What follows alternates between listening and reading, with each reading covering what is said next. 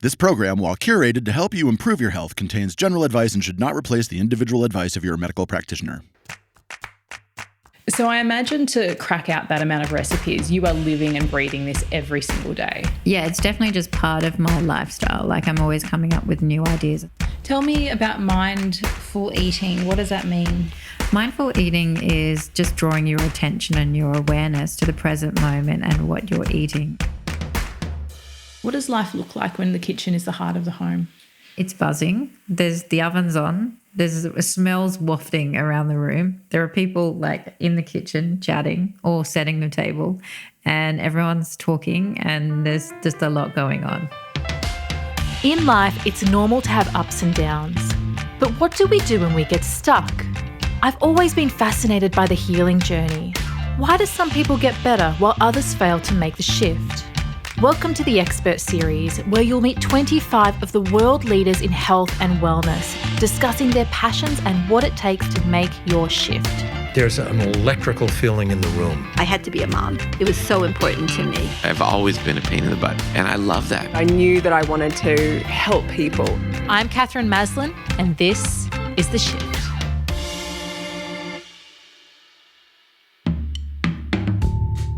Hi, I'm Katherine Maslen, naturopath, author and host of The Shift.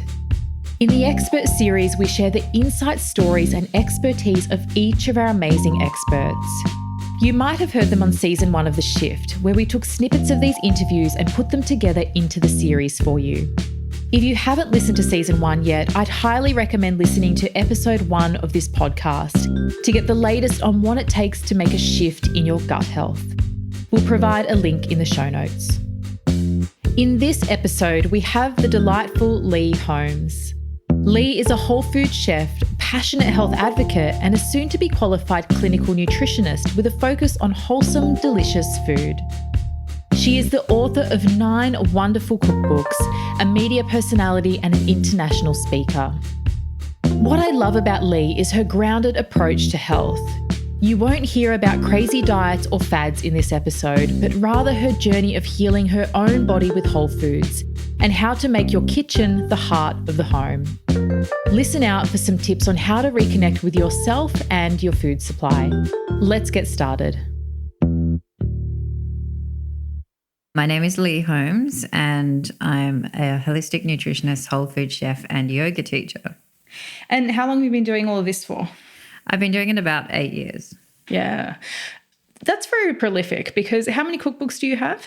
I'm up to my 9th cookbook, believe it or not. So yes, I've written a couple every single year, but in the last year I've only written one, which is out at the moment. Tell me, how did you get into this crazy world of food, nutrition and cooking and recipes? Well, I actually did previously study food and nutrition when I was younger, but I never really did anything with that. And then about 8 years ago, I got really sick. I woke up one day, literally couldn't get out of bed. I thought maybe I had perhaps had chronic fatigue. I was covered in hives. My hair was falling out, lost a lot of weight, and went through what I found to be quite a complex medical system from one sort of doctor to another. And that's when a friend of mine actually handed me a DVD called Food Matters when I was in hospital, and I watched it and thought, oh, wow, maybe there is something in this food and as medicine thing, and maybe it correlates with me, because I noticed that when I was eating certain things, a lot of my symptoms would really flare up. My tummy would hurt after certain things. If I had a lot of MSG or additives or chemicals from processed foods, which I was living on at the time. I was a busy single mum working at the ABC, putting lean cuisines in the microwave, you know what I mean? Yeah, I noticed that correlation, and I spoke to the doctors and said, do you think maybe it's related to diet? It was 8 years ago, so people didn't know a lot then. Obviously, doctors knew about it, but they didn't really know so much about the connection between nutrition and the gut. And so they said to me, it's got nothing to do with diet whatsoever. Interestingly, actually, I was diagnosed with a non-specific autoimmune disease and fibromyalgia at the time. But now I've actually since been diagnosed with Crohn's, which I find personally, I can really keep the symptoms at bay with food and nutrition. So yeah, that's kind of how I really got interested in using food as more of a healing sort of mechanism in my life, and started to get interested in cooking. So I got out of hospital, went home, went into the kitchen and started doing, at the time I didn't even know it, but it was very Crohn's friendly food because I was doing things like bone broths, turmeric, slippery elm, aloe vera, lots of stews, lots of soups, lots of smoothies, lots of things that were blended. Actually quite different to the way when I was studying cooking, the way I cooked, it was much more simple and it was just very sort of very basic ingredients when I was kind of cooking to really feel better. And I noticed that I started to really feel a lot better after giving my gut immune system a bit of a break from all of those additives and everything that I was eating. So that's kind of how I started. I was in the kitchen. I started cooking these little recipes. I started a blog and I wrote the cookbooks later on after that. That's amazing. Just going back to when you were going through the medical system, how did it make you feel when personally you knew when you ate a food it had an effect, but a doctor telling you, well, no, that's not actually true? I was actually quite surprised at the time, but at the time I have to also say that I was suffering from brain fog. So I wasn't really taking in a lot of the information. I just knew that when the doctor said, keep on eating this hospital food, it was pretty awful. It was like 2 pieces of stale white bread, your plastic cheese, your plastic ham, those desserts with more numbers than a phone book. So yeah, it was surprising to me. But then once I kind of went on discovering things that actually worked for me, I was including more things like turmeric, which I love and I still have now, and I find it really, for me, really anti-inflammatory. Once I started doing that, I really made the connection even further because I was able to then wean myself off the anti-inflammatories that I was on and just have more turmeric, and it was kind of holding it, and it was had a very similar effect but without all the side effects of the medication. I think the side effects of the medication were worse than the actual symptoms of the autoimmune in the beginning. Yeah, and I guess that's the challenge, isn't it? Like trying to figure out what's actually happening. Tell me a little bit more about your wellness journey. Like when did you first discover that there was something wrong? I think it had been a really slow burn with it, but I wasn't really listening to the symptoms and the signs that my body was trying to tell me. So over a period of time, I started to get more tired and just a lot of tonsillitis and a lot of things like that. Growing up, when I was 16, I made the connection that I would always get cystitis and tonsillitis, and I'd go to the doctor and I'd be put on antibiotics. And 6 rounds of antibiotics later, I realized that maybe the antibiotics had maybe destroyed or unbalanced the balance of flora in the microbiome in the gut. And maybe that was why my immune system was down, my gut immune system was down, I was inflamed inside the gut. And I felt like from there, that's when it started to go downhill. But from 16 to sort of 26, I was getting a lot of tonsillitis and just feeling a bit tired. And then by the time I hit I'm 52 now, by the time I hit probably my 40s, early 40s, that's when I started to feel really tired and really run down. You just put it down to work and stress and being a parent. And you said that you studied food and nutrition like way back. What were you doing back then? Well, when I finished school, I went to Bentley College of TAFE and studied food and nutrition for a while. And then I went to England and I was working over there for a long time. And then I was a teacher, became a teacher, and I was doing that. And then I really wanted to get into entertainment. So I started working at the ABC after that in the kids' music department. So I was working with the Wiggles, Bananas in Pajamas, those kinds of things, which are really fun. And then I'm actually studying nutrition again right now at Nature Care, which I'm really enjoying. And between that, I've studied at IIN and did the health coaching qualification, and also studied Ayurvedic nutrition in India as well. So I'm still always learning, I feel, particularly when it comes to nutrition, because I think what I learned back then was so different to how I really kind of improved my own health. And now I'm learning new things that I never knew before. So I think it's good to continually study. Absolutely. Yeah. That's really exciting. I want to talk a little bit about the Ayurveda stuff, and I want to talk a little bit about the energetics of food, because when I've heard you talk, when you flick through your cookbooks, there's almost this sort of real wholesomeness to it, yeah. And yeah, the recipes are whole food and they're wholesome, but there's this sort of energy to it that's a bit more grassroots than a lot of other stuff that I see out there. What's your philosophy around food? I think my philosophy is I've got a number of things that I kind of stick to when it comes to food. The first thing is that food is so powerful, and I feel like we've maybe lost our connection with food, because at the moment there are so many fad diets and conflicting information out there. And it's really confusing. Our minds are confused, our bodies are confused, our souls are confused. We have lost touch with nature. We've lost touch with the seasons and seasonality. We can go into, a supermarket and we can get berries all year round. So we've lost touch with, the amazing power of nature. So I guess my philosophy is that nature is amazing and it provides us with the foods when we need it. Berries in the summer, spring peas in the springtime, root veggies in the winter. And so I think really, if I had to really say one thing, I would say Ayurveda, because Ayurveda actually covers seasonality. It covers tuning in and listening to your body and body signs. It covers yoga and meditation as well. And just enjoying food, being grateful and thankful for the power of food and what it provides for us. What is Ayurveda for people that don't know? Ayurveda is the ancient medical system, I guess, of India. It's over 5,000 years old. And it's a way, it's a four different modalities, but it's a way of looking at life and longevity and health through a more holistic kind of approach. So there's yoga and meditation, there's oil massages, there's herbs, and there's also food and nutrition, which is the part that I studied of Ayurveda. Yeah, absolutely. And it's a little bit like if you look at any ancient system, like Chinese medicine, they're looking not just at, the specific foods, but the energetics of foods, that type of thing. What would you say are some of the principles of people that have poor or malfunctioning digestion when it comes to food and what they need to eat? The big thing for me is that what I found personally and through my studies and interviewing a lot of doctors and scientists and nutritionists and naturopaths around the world is that for me especially, raw food is really hard on the gut. So I guess if we were just to saying one simple thing and getting down to basics, it's pre-digested foods are much better and easier if you've got a compromised gut and a compromised gut immune system. So anything sort of blended, even though it's raw, if it's blended up, if it's squished, if it's cooked, it's going to be easier to digest and easier on the gut. You've heard a lot of client stories throughout this series, and you might be wondering if we could perhaps help you.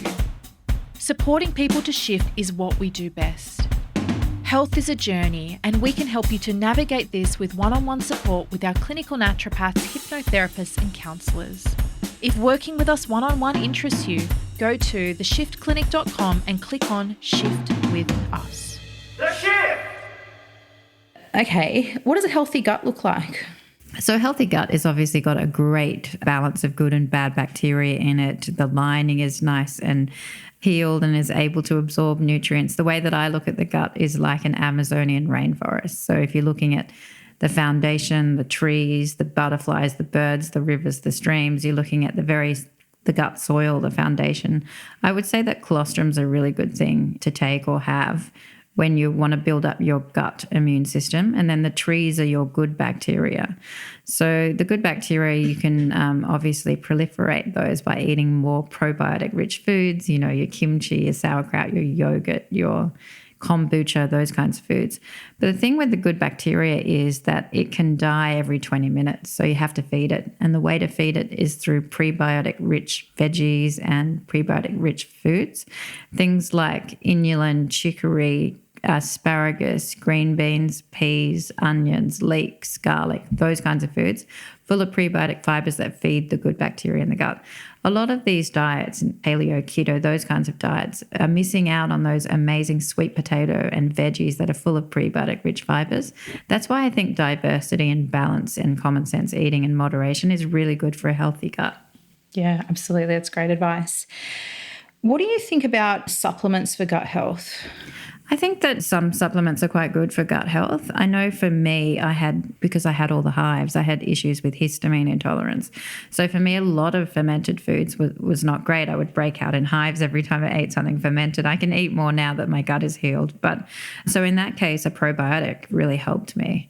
So yeah, there are certain supplements. I also take turmeric myself, which researchers are now really pointing to inflammation in the gut as the, I guess, precursor for so many things and illnesses. So getting that gut inflammation down with something like turmeric, whether it's in a capsule or if you can't take it in, normally in a powder. Obviously, the capsules are stronger, so they're going to deliver more of the curcumin to you, the anti-inflammatory compound in them.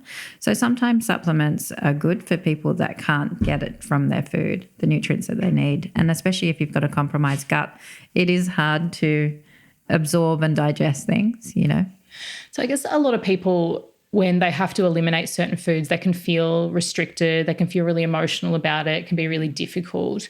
But you've been on this path for a long time and there's certain things you just don't eat because they're not good for your body. How is your mindset around that these days? And was it difficult at the start and how is it now?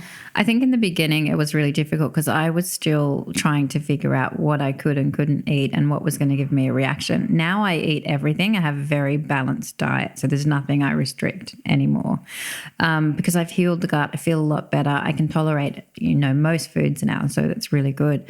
But in the beginning, it was hard to try and figure out. It was confusing because sometimes I would eat something, especially MSG. I think that was the worst thing for me, and I wouldn't have an immediate reaction. I'd have one like a day or something later. So it was really hard to tell which of those foods were aggravating me. But now, I think it goes back to just learning from the gut health experts that diversity is really important, eating the rainbow, different things. So if you're, for example, having granola in the morning with a nut milk and then having a nut milk latte, that's way too many nuts. So it's just about switching everything up and having a really beautiful, diverse diet with lots of different things in. And that's what I do. I don't think carbs are the enemy. I don't think fruit is the enemy. I think that so many diets, it's interesting too, because research, I think, and science has been really looking into certain ingredients and their narrow cause and effects. So you look at that piece of broccoli and say, this might happen if you eat this. But the thing is, I think it's enabled us to have a really negative relationship with food because we're viewing ingredients as a catalyst for health or harm. So we're looking at that piece of cheese and going, if I eat that, I might develop an autoimmune disease. Or we're looking at that kale smoothie and we're going, oh my goodness, if I have one of those every day, nothing bad will ever happen to me. And I think that that's kind of a really restrictive thinking around it. And so science now is looking more into epigenetics, neuroplasticity, the gut, the microbiome, the mind-gut connection, the vagus nerve. There's so many areas that we're looking into. It's a very holistic picture now, and it's not just about certain ingredients and restricting them from your diet. That's kind of what I've learned, though, over the 8 years of researching and writing the books and doing my blog. What do you think a healthy attitude to foods should look like? I think it should be not looking at food as something that's going to be healthful or harmful to you. So a healthy relationship with food, I believe it stems from your food culture. So I grew up in England and with my mum and my two sisters, we had a little house and we had a big backyard though. So we kind of grew everything. We transformed this bramble-infested plot to a beautiful veggie garden with herbs, and you can see my veggie garden out there. I transformed that one too. Yeah. So I grew up with that kind of as a culture, and at the time we grew up pretty poor as well. So we'd have to go fruit picking, berries in the summer, potatoes in our jumpers in the winter. We had sore hands from picking all day fruit picking, but we had to do it because we had no money. And at the time I thought, this is a really hardcore upbringing. It's awful. But now I realize that it was really great because we learned about nature, the seasons, the cycle of life, that kind of thing. So food culture is really interesting. For someone that grew up with a parent or a caregiver that didn't cook or thought cooking was a burden or a chore, they would have more of a negative relationship with food in a lot of cases. You know what I mean? So it comes back to food culture. And food culture is interesting because you can change it at any time. You can choose to be vegetarian. You can choose to, embrace local foods. You can be the steward of your own choices around food and how you feed your family, which is really, really amazing. So that's the way I look at food, changing your food culture, changing your thoughts around it, embracing food as something that's going to give you energy, make you feel amazing, and also is a tool for communication and connection to your own family and to your community and to those around you and to the planet. Every purchase of food that we make has a backstory. It can either plunge our farmers into debt or it can do something. You can choose to buy local or choose to go to a farmer's market or grow your own, and that is going to have a much bigger impact on the world and the community and the planet long term. Obviously, we're only caretaking the planet for future generations. And I think that thinking about food in that way is really powerful and really amazing. And that's why I'm so passionate about food. Yeah, you are. You're amazing. What does life look like when the kitchen is the heart of the home? It's buzzing. There's the ovens on. There's smells wafting around the room. There are people like in the kitchen chatting or setting the table, and everyone's talking, and there's just a lot going on. Yeah, I love it. It's that kind of feel. It's like Christmas, that family, community, joy, really. Pleasure, fulfillment, joy. Yeah. So would you say that one of the ultimate aims for you when you're working with people is that you want to bring joy back into their life through food? Yeah, absolutely. That's the number one thing that I'd like to do. Inspire people. Also, just to get back into the kitchen, connect with their families again. In the latest book, I've got a whole section on recreating the lost art of mealtimes. And there's a lot of tips on that, on how to, sit around a table, take the laptop off the table and turn off the mobile phone, turn off the TV that's blaring in the background, and just connect with others through food. It's interesting. You can sit 10 people around a table and strangers that don't know each other. It's a bit awkward. But then as soon as you put food down, I feel like after the first few seconds of going, oh, wow, people start then talking to each other. Food is an amazing catalyst for connection.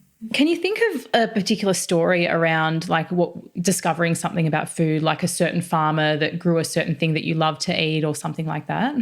I do remember just growing up and knowing a lot of the producers in the area. So you would develop relationships with them. I was only a kid in England when I was growing up around that area. But now actually my family, they all have little market gardens in England. They have the shared community gardens, which is a really big thing. I'm actually just starting my own garden again. I had one in my old house, but we just moved. And so the things that are really working for me at the moment in terms of herbs, I've got the lemon thyme's going really well. The sage, the rosemary is going really well. The one thing that I've never been able to master though is coriander. Same. Never. I just don't know why. And I thought it was Brisbane climate actually. Yeah. But maybe it's just hard. Yeah.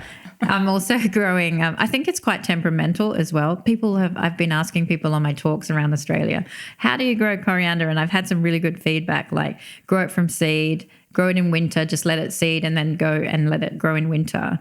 So they're really good. I'm also growing kale at the moment. You can see out there, I've got rocket, I've got carrots, purple carrots, I've got celery, I've got zucchinis are going really well at the moment. So it's really fun to grow your own. I find it very therapeutic being in the garden. And yeah, everyone can just start, even if you live in an apartment, just doing some herbs. You can all, start with your own plate. And then I think you don't have to be evangelical about this whole wellness and health movement. If you just do your own thing and then people look at you and say, oh, you look really healthy. What have you been doing? I've been growing a few things here and there.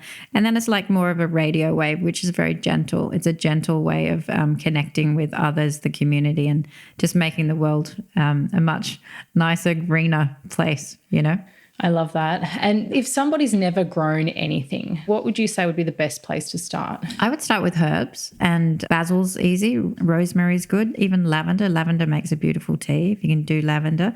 Just a few little herbs on your windowsill or in your garden. And I go every day and just water my herbs, have a little chat with them, but that's just me. I like having a relationship with my garden. I think it's lovely. So just a few little herbs to start with and then see how you go. And herbs are amazing. Like a lot of my recipes, we did mention the recipes before.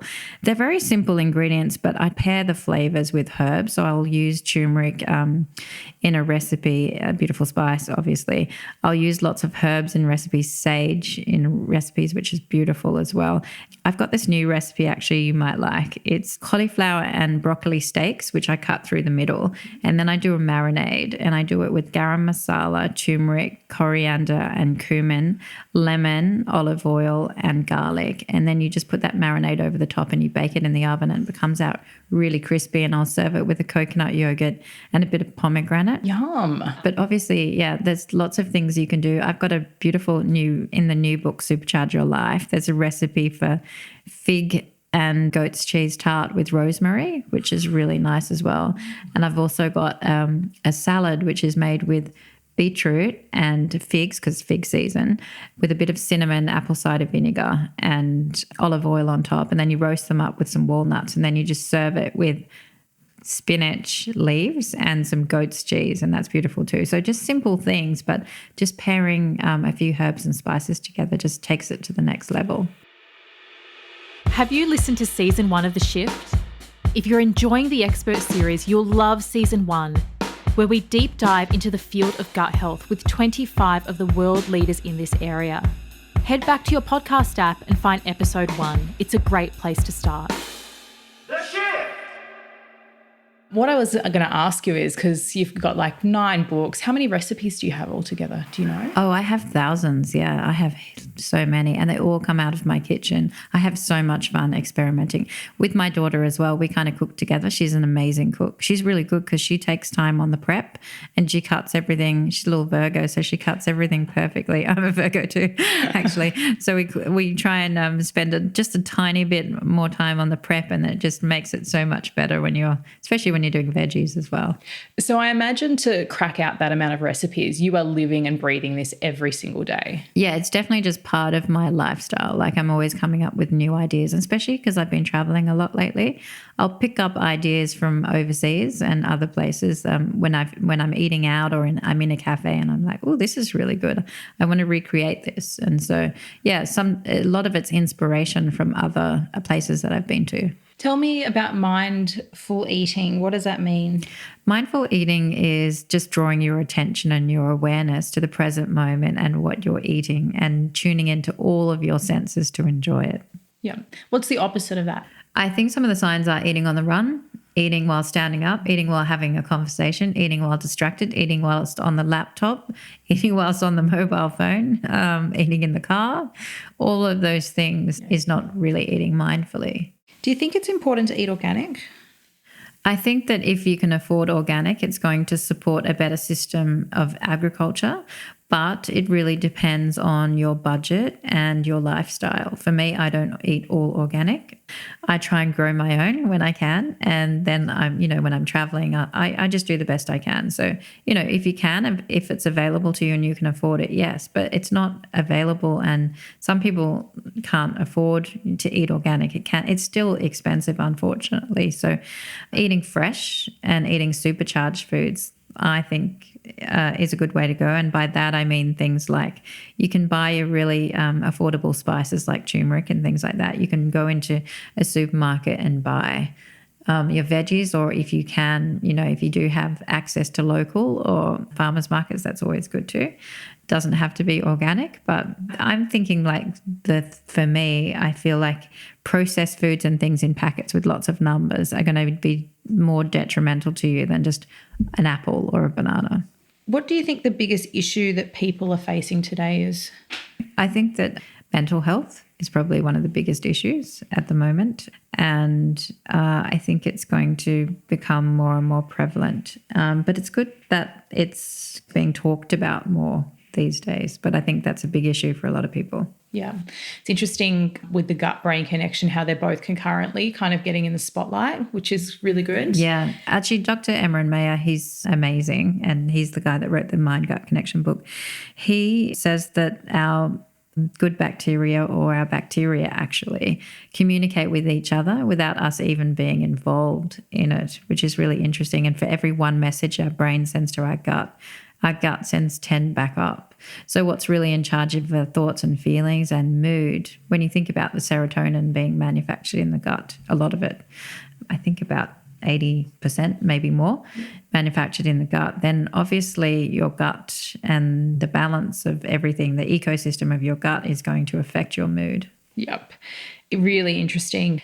What I found actually really fascinating with when I did my world tour and all the people I spoke to is as a naturopath, we always look at things holistically. So our maxim is all disease begins in the gut, like it's our thing, yeah.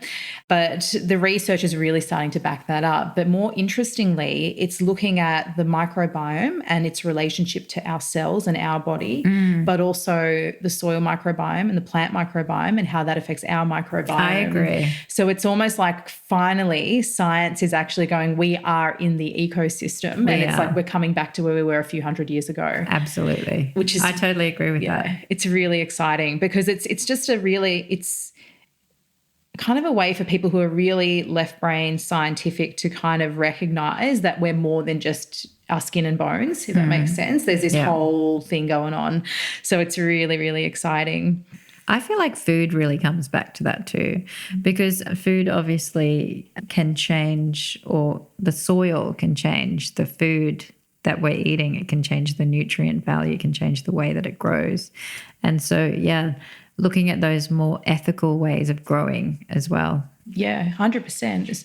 And when you can respect that ecosystem, then it's like, well, what are we doing putting glyphosate and pesticides in the soil, and how will that affect things? One lady I was speaking to said that the plants will communicate through the fungus in the soil. So if one plant has aphids or a disease, 10 meters away, the other plant will change its biochemistry to actually protect itself from that. It's amazing. Insane. Really cool. But you're right. We really need to start considering how are we existing and how are we treating our environment, and it's all connected. So it's not just about now the toxin sort of thing. It's about, well, actually it's not just that, it's our entire ecosystem and our entire health. Agreed. What's next for you?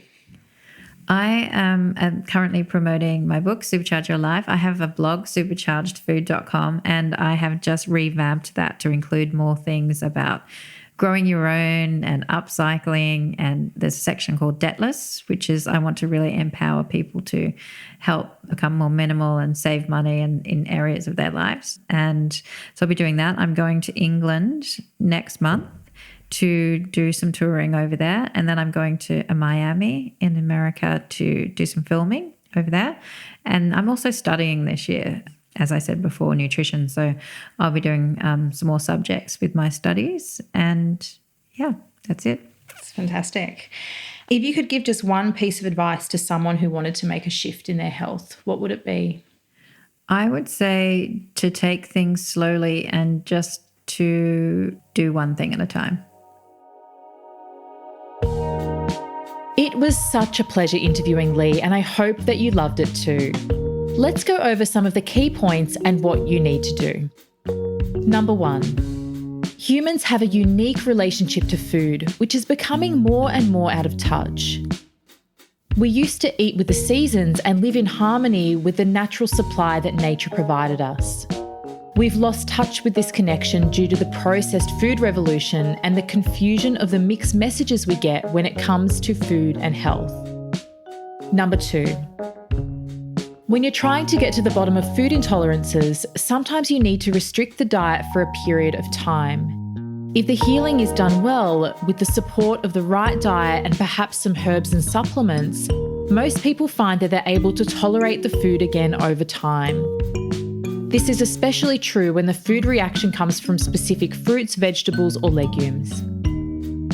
Number 3, I love the way that Lee described mindful eating, drawing your attention and your awareness to the present moment and what you're eating, and tuning into all of your senses to enjoy it. Learning is great, but doing is better.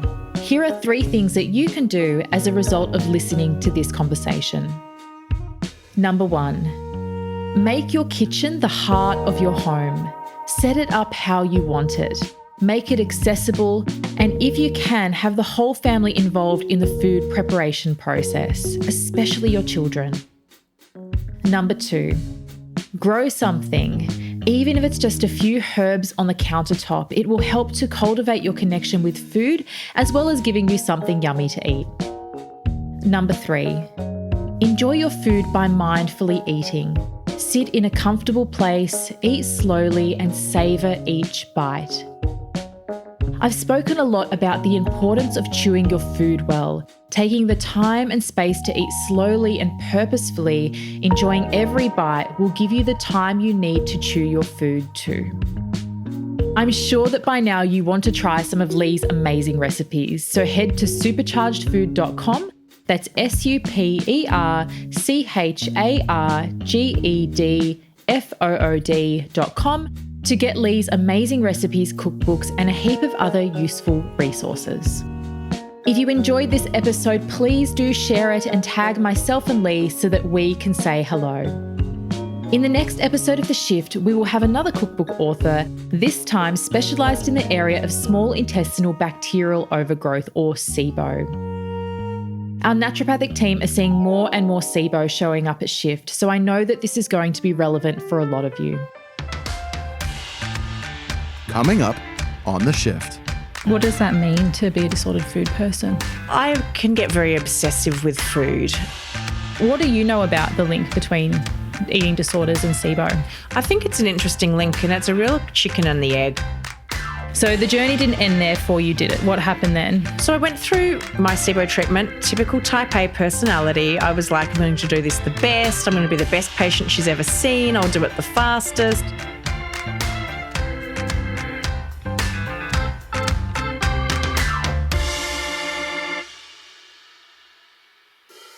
When we're trying to make a shift in our lives, all it can take is one small thing to set us in the right direction. Perhaps for someone you know, it could be listening to this podcast. My hope is to get this into as many ears as possible. So if you know somebody that's stuck and needs to make a shift, why not send them this podcast? It could be the one thing that sets them in the right direction.